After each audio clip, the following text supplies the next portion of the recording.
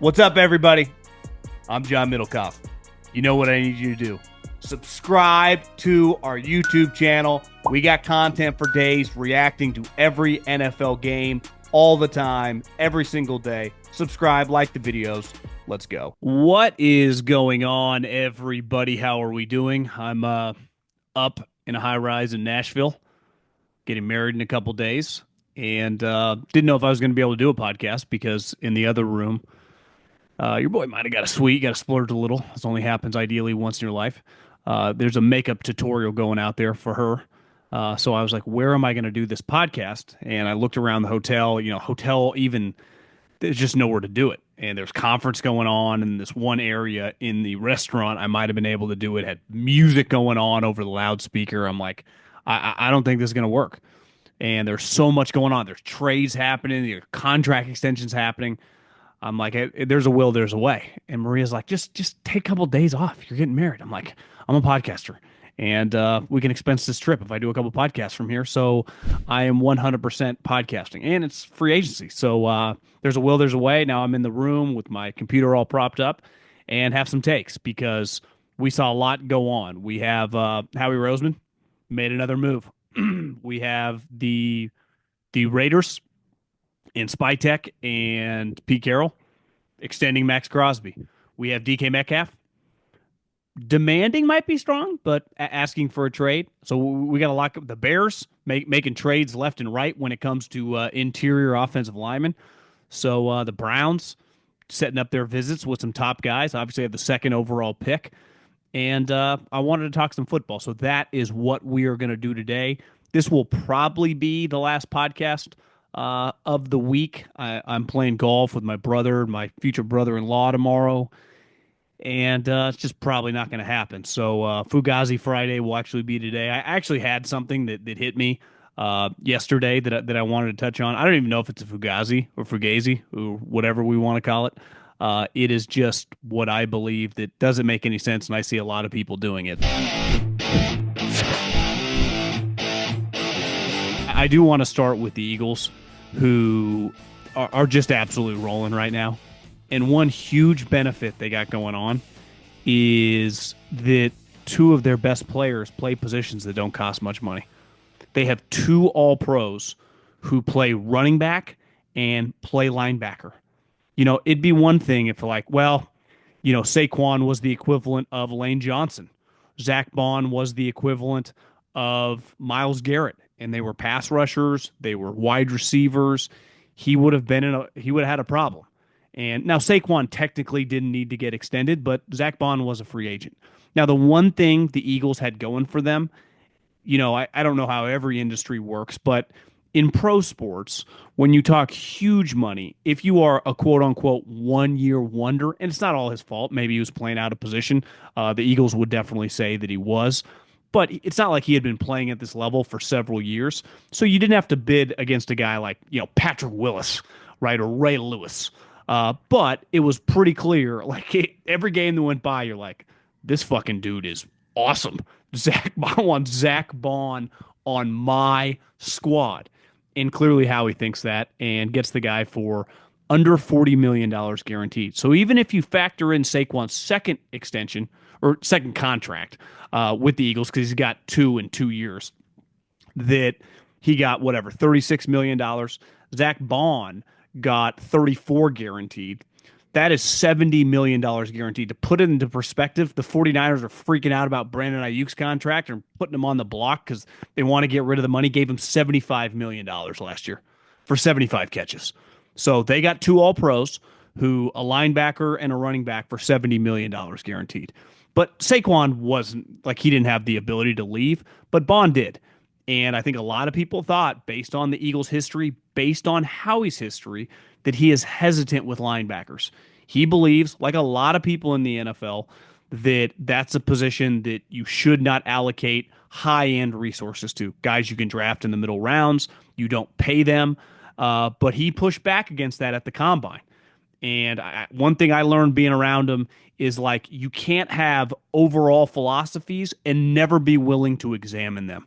And this, honestly, to me, is he played so good, it made them re-examine their philosophy. Plus, if you're Baun, you go, it doesn't get any better than this.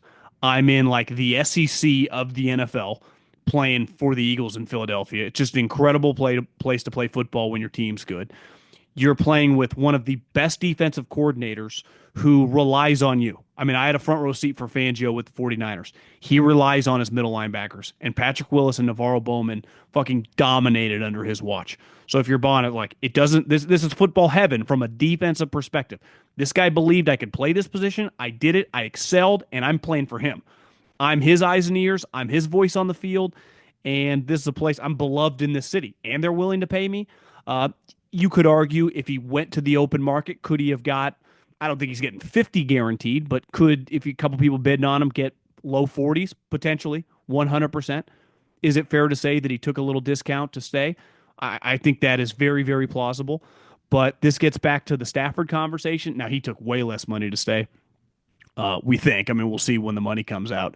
But like when you're in a good football spot, you become much more marketable the better team you're on and the better you play. So if you're in a great spot and you can get rich like he just did, 3 years, $50 million, 34 guaranteed, excel, continue to be an all pro, like that's changing your life.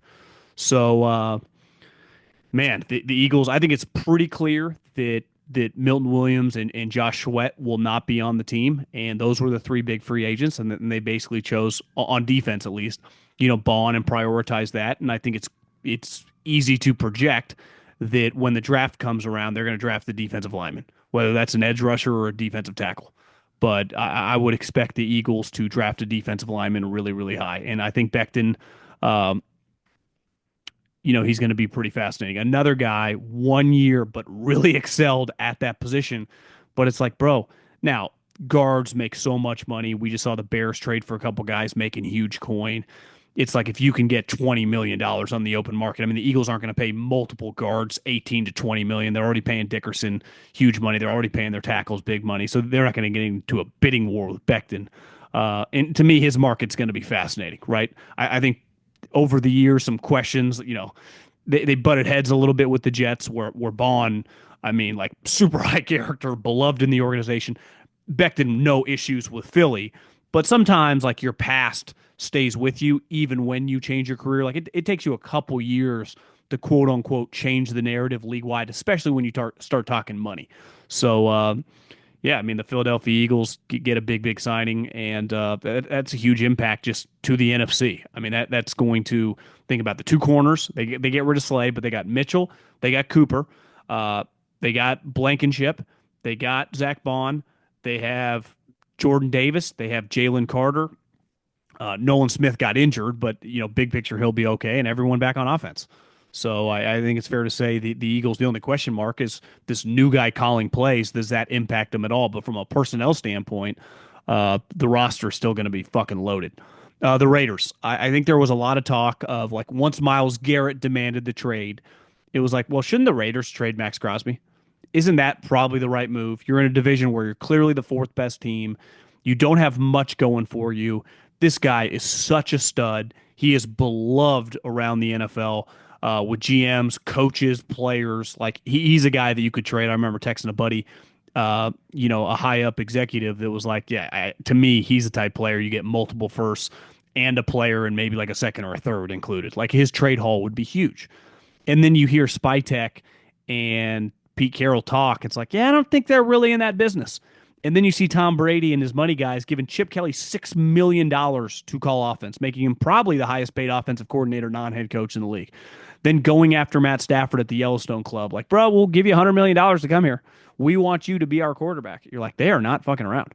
This is not an operation that feels like, yeah, we're just cool with kind of resetting, with kind of blowing it up and just being shitty for a couple years. Like, that's not really what they're doing.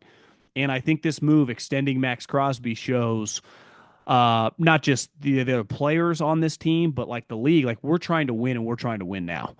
And so when you go into free agency, like the Raiders have a lot going for them. It's a desirable place to live and there's no state income tax. So when you show other players that like we are trying to win now, we have a coach who has won for a long time and we have an aggressive GM. And I also think, Maxx Crosby is every GM's dream. He plays his ass off. I mean, he's sober now, never gets in any trouble, family guy. Like, you never have to worry about it. If he's on the field, he's kicking ass. If he's healthy, he's like a lock Pro Bowler for the next several years. It's not like they gave him a 10-year contract they gave him a 3-year contract extension. But like, he's everything you want. And when you talk like that, right? Even if like big picture is like, we could get a haul for it, start over, but like you're just chasing another Maxx Crosby. And it's not like Max. He had kind of been on the fence, like I want to win, but I love being a Raider. He got the Raiders tattooed. He's not doing Myles Garrett where he is demanding a trade. So I think it's an easy one. These are the type guys you want to invest in. I just think there's a lot of pressure on Pete to even try to compete in this division. It's just so good, right? The Chiefs are going nowhere, and the other two teams were playoff teams, and their team moving forward is just going to be better next year and the following year than it was last year. And they were both the 5th and the 7th seed. And I would imagine Denver, like the Chargers, is like going to look dramatically better next year. And I just think it's going to be a long haul for the Raiders, but uh, I totally understand why you would give a guy 3 years, $100 million. I mean, type guy you want on your team. Who's scoring big in the NBA this season? You are. With the all new ways to get in on the action at DraftKings Sportsbook, an official sports betting partner of the NBA. From dunks to assists to rebounds, get behind your favorite player and the prop bets you can make on DraftKings, the home of NBA player props. Ready to place your first bet? Try betting on something simple, like picking how many points your favorite player will have. Go to DraftKings Sportsbook and make your first pick. First time? Here's something special just for you. New DraftKings customers bet $5 to get $150 in bonus bets instantly. Take it to the rack with DraftKings Sportsbook. Every point counts. Download the DraftKings Sportsbook app and use the code JOHN, that's code JOHN, for new customers to get $150 in bonus bets when you bet just $5. Only on DraftKings. The crown is yours. Another guy who's pretty fascinating is DK Metcalf, who there have been rumors, I would say, after the season, like, could the Seattle move on from? Then John Schneider at the combine, the general manager for Seattle, just pushed back against that. Like, I don't know where you guys are hearing that. Then Schefter and other people report that DK Metcalf has asked for a trade. It's kind of that crew of guys. AJ Brown has been traded. Debo, all the 3 second-round picks that hit, what was that, 2019 draft, DK Metcalf, AJ Brown, and Debo. AJ got traded to the Eagles. Debo's now traded to Washington, and DK now demands a trade to a contender, even though he's played for a team that won 9, 9, and 10 games. Like, Seattle isn't that far away, but I guess in his mind they are. I saw something on the internet that, like, keep an eye for the Chargers. One, if you're Seattle, you're not trading DK Metcalf. Even when you look at his stats, they don't necessarily show, like, this guy's a lock to get traded for a first rounder. But in terms of what he means on the field, like, he does change their offense. So even if he has a less productive year, every time he steps on the field and is out wide, the defense and the game plan is worried about him, is cheating his way. So I think his impact is more than just the stats. I kind of equate him to, he's not as good, but like a modern day Terrell Owens. His physicality, his speed, once the ball's in his hands and he has any green grass, that dude's out the gates. I'm a DK Metcalf fan just because I like freak shows that can make plays. And let's face it, like, wide receivers can be a little difficult sometimes. That doesn't bother me. The other positions that bother me when it comes to that is like quarterback. I don't want to deal with this, right? Wide receivers, I have to deal with it. It comes with the package. And I think Seattle would have to be very, very careful about trading this guy to think that you would, like, be making progress. But back to the Chargers thing, that people are like, get ready for the Chargers. And maybe they would. And I'm not disagreeing that he would make sense for them to give them a threat on the outside, draft a running back.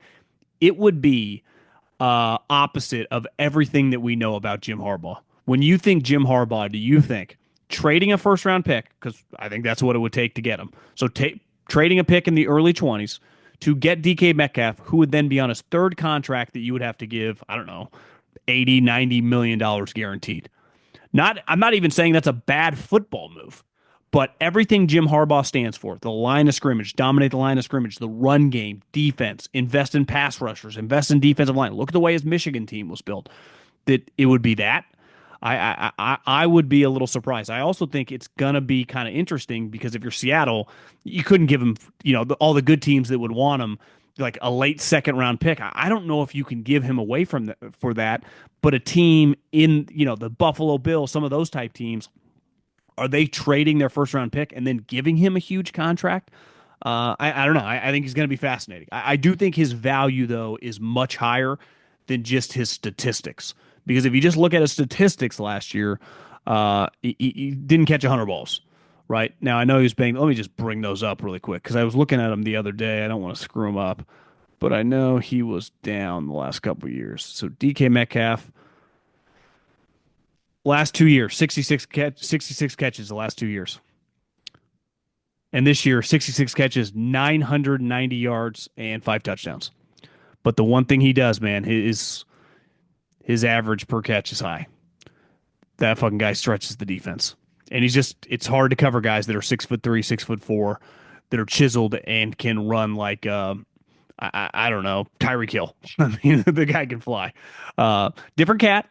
I think, he can drive people in Seattle a little wild, but like I said, it's part of football. Like some certain positions, like you got to deal with it. And to me, he's still talented enough. Now, would I invest? And I think anytime you're talking about a third contract with these guys, there becomes a lot of discussion. Speaking about Seattle, if they do end up trading DK Metcalf, they also just cut Tyler Lockett, who I would say has been one of the more underappreciated players in all of the National Football League for the last, I don't know, 5, 6 years, maybe even longer than that. I pulled up his stat page, and he's basically missed a couple games since 2019. Like, you talk about a guy who is very durable. And listen, maybe I'm jaded because I watch so many like Seattle Niner games, Niner Rams games. I feel I've seen this guy make so many big plays, and clearly just a high level cat. Uh, Excellent for a smaller player. I've always thought he's really good in the red zone, and sometimes with guys that aren't 6'2" plus, the red zone, especially guys that are 5'8", 5'9", 5'10", they might not be dominant red zone players. I always thought, I don't know if it's instincts. I don't know if it's just a feel for working in small spaces, but he's just an excellent red zone target. Now, sometimes you also have to be realistic. Older player. He had his worst season since 2017. He's made, I think he was coming off a 2 year, basically $30 million contract, which I think was fair a couple years ago. I think you're probably looking at a guy, uh, I would say $7 to $8 million range, maybe a 1 year contract. I do think it's going to be fascinating because when I see Tyler Lockett get, almost said fired, cut. I mean, it's the same thing. Davante Adams, Christian Kirk, who I'm pretty sure got injured last year, but definitely Davante and Tyler Lockett. Like, those are players that for a long period of time, the New England Patriots, anytime a veteran who still had good football left, you'd be like, Patriots going to be all over him. But you're not going to get paid a premium. You're going to come here to try to win.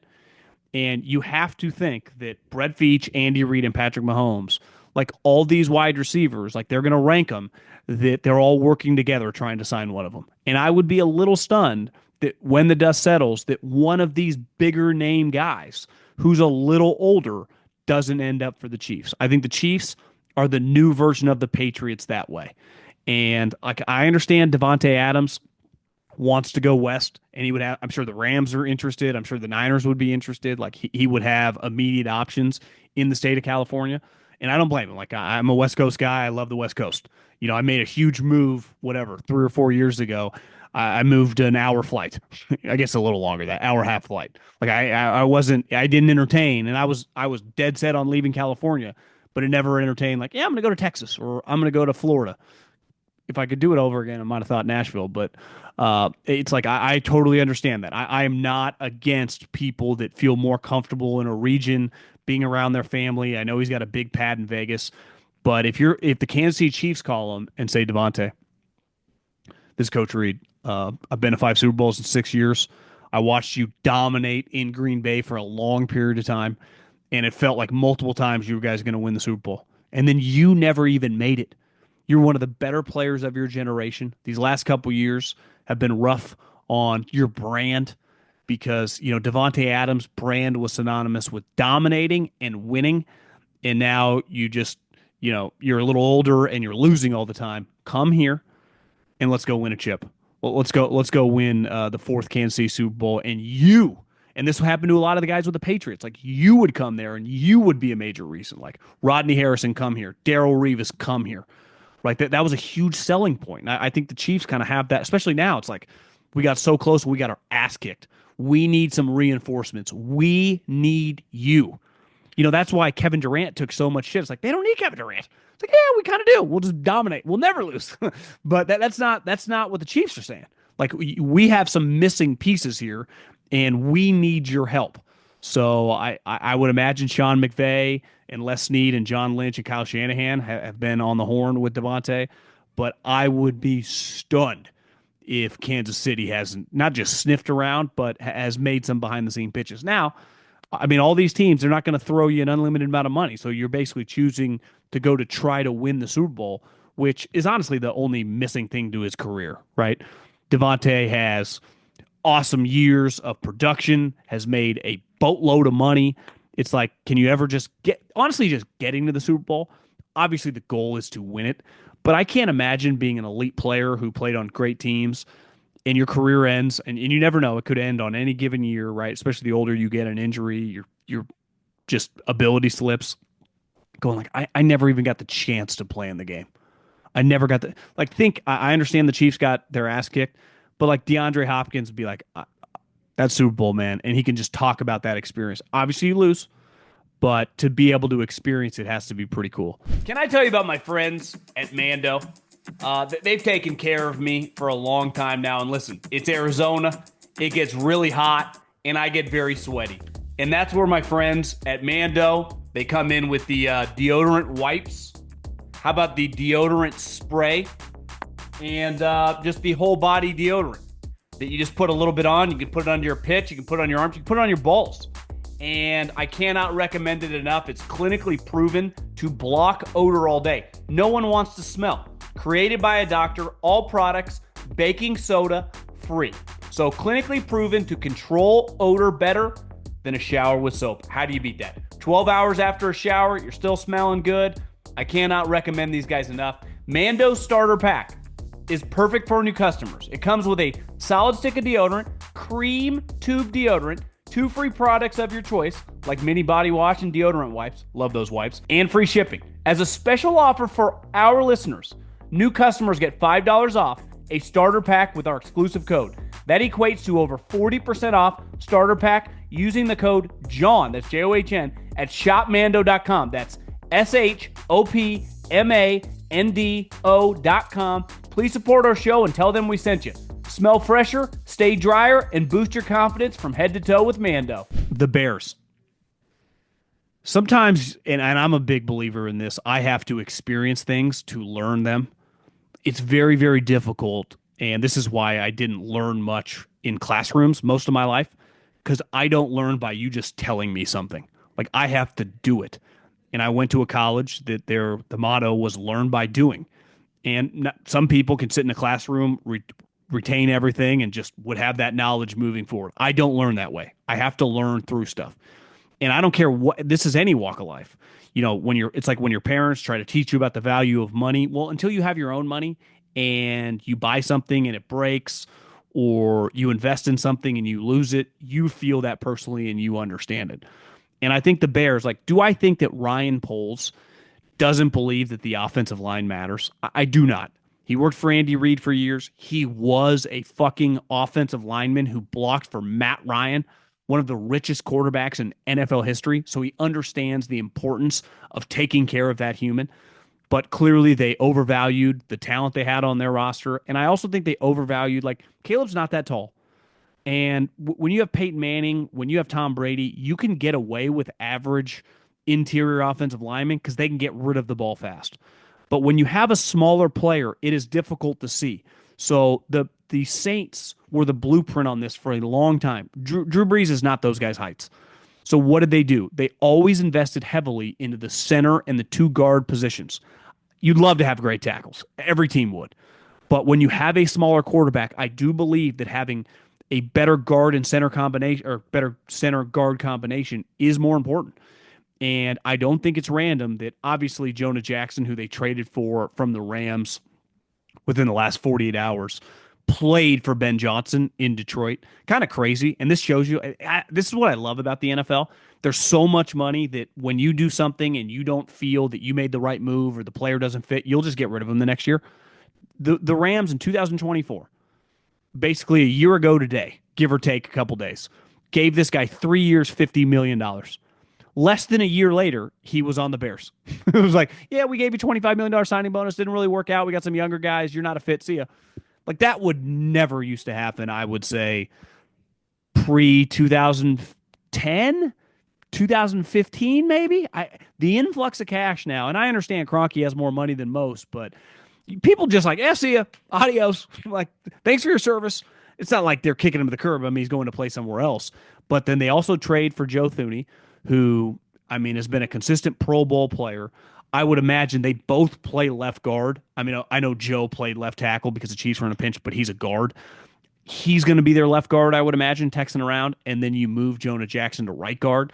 But you then have immediately improved your interior offensive lineman. Now, both guys make a lot of money, so they are heavily invested into these two guys. Obviously, Joe's a little older, but I do wonder if Ben Johnson, and this is what I do appreciate, like his press conferences, you're not blown away. You're not getting Mike Tomlin or Sean McVay up there with a mic, but clearly he's an excellent offensive play caller. But from an offensive philosophical standpoint, he saw front and center the importance of the offensive line.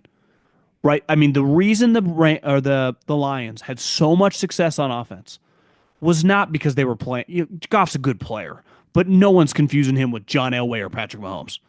Their offensive line was dominant, and it makes everything so much easier when you have a good offensive line. It's easier on your quarterback. It's easier on your run game. It's easier on your whole team. When you have a lead, you can run up the clock. So I don't think it's random. I'm not saying that Poles didn't change and learn from his I don't want to say blown pick because I'm a Roma Dunze guy, but let's face it, if he could do it over, he would have taken an offensive lineman in that spot, 100%. But Ben Johnson comes in and doubles down on that, the way to look at football of offensive line, offensive line, offensive line. And what do the Bears do? They go all in. Other than that, anything else? The Browns, one thing you're going to see a lot, I saw the odds now are the Titans and the Giants have the same odds to be drafting number one overall. If I was a betting man, I would say the Titans trade that pick to the Giants and then Cam Ward ends up being the pick. I think it's pretty clear the Titans, now with the new GM, are just going to want to take just a deep breath and not force feed one of these quarterbacks. I mean, if you're going to take a guy number one overall, you're going to take Cam Ward just because of his physical traits and the conference you're in. DJ's been talking about this for a long time. How basically Cam Ward makes more sense in the AFC and Shedeur makes more sense in the NFC because Cam Ward is a guy who could become like I don't want to say, star. I mean, he's got great physical traits. And those are the type guys you have to beat in the AFC. Where in the NFC, you see the Jared Goffs, the Brock Purdy's, the Dak Prescotts. Like, these guys don't have elite traits, right? Like, Dak Prescott was a fourth-round pick. Now, he probably should have been a third. He got a DUI a month before the combine. So he probably, if that doesn't happen, gets drafted on the third day. Purdy, Jalen Hurts, second-round pick, late second-round pick. So my guess would be that the Titans kind of take a deep breath this year. But you're going to see a lot of these guys getting called in. And I talked about Shedeur, was asked a mailbag question about the situation that McShay reported on. Colin asked me about it. My take was just, and I've got some DMs like, you're just a fucking hater. It's like, I don't know how big of a hater I am. I mean, I bet thousands of dollars on the guy. The NFL seems to not be very high on him. I keep saying I like the player. But my point was, when you go into these meetings, 99% of them are the same.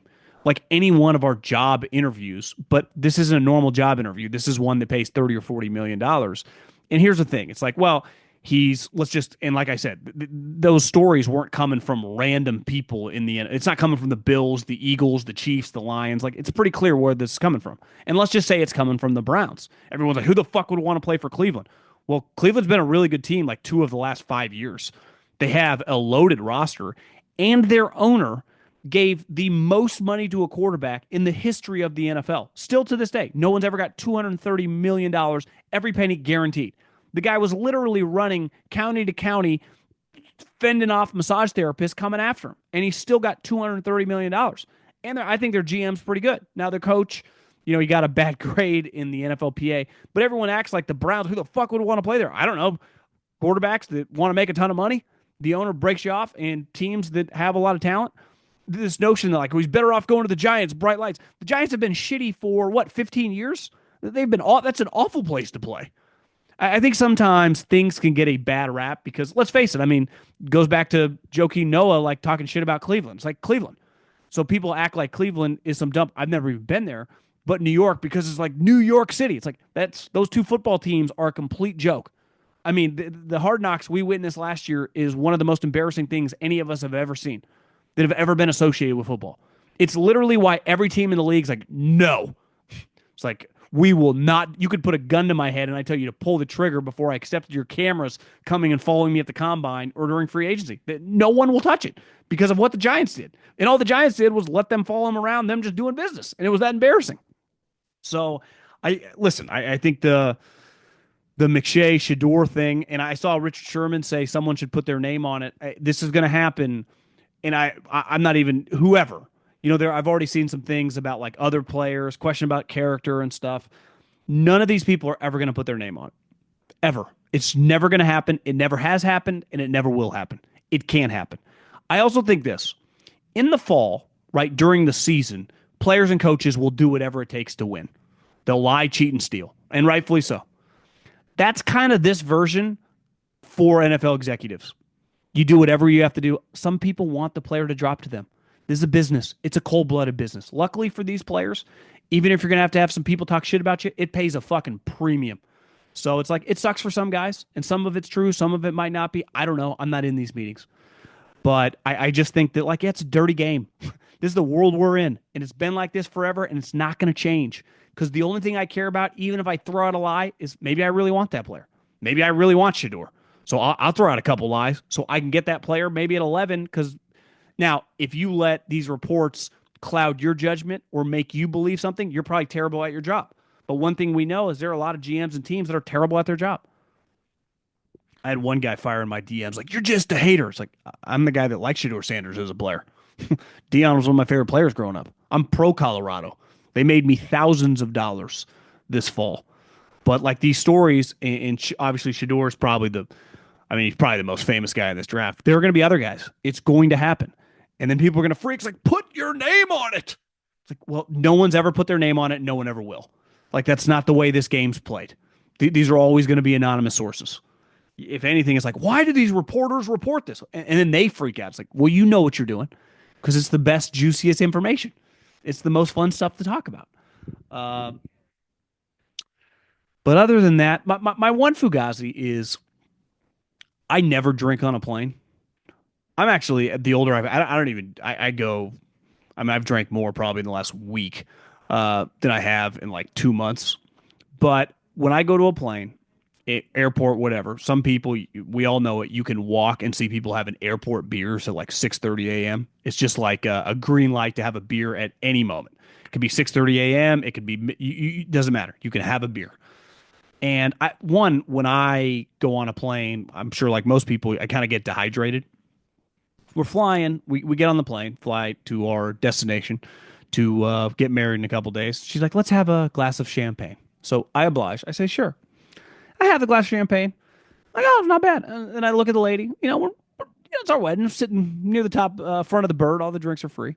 And I say, let's get a Tito soda. So she gives me a Tito soda, and she gives me one of those other shooters. So it's I got 3 hours to kill. I'm watching Full Swing, which actually is pretty good this season. Pretty entertaining. But it also could have been the booze. And then I have a cocktail. Then I have another. And I realize I'm just stuck on this plane. I kind of got a little buzz. I know when I land, I'm going to be dehydrated because we're up however high in the air. I'm drinking on the plane sucks. What's the point of it? Especially when you're not getting off the plane to go do something. We're getting off the plane at 9:30 at night. We got a million bags got to go get. We're not going to get to the hotel till like 10:30, 11. Just going to shower and go to sleep. I was like, what? I don't understand it. I'm not some stiff, not anti drinking. Probably have a few cocktails a night, but I don't, and maybe because I've never really done it. It's definitely the most it's kind of crazy. I've ever drank on a plane was a glass of champagne and two Tito sodas by far. And I realized after the third, after, the second Tito soda, I was like, what's the point of this? I kind of wanted to do something. And then I just realized I'm stuck on this plane. And then the turbulence, there was a bunch of wind. I'm like, this is miserable. So, I get it. I totally understand if you have, I don't get anxiety flying.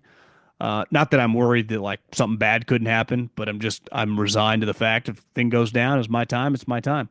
Uh, Quote Fabulous. It's my time. And honestly, it crossed my mind landing in Nashville when it must have been 100-mile-an-hour winds. I'm like, are we sure we're going to be able to land? Like, is this how we're going to go out?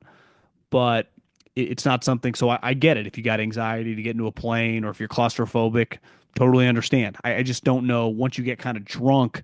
And I'm not like a loud, obnoxious guy with a buzz. It honestly just kind of chills me out. But I do kind of want to it's hard for me just to be sitting there, especially when you're stuck. You're just confined to this little area.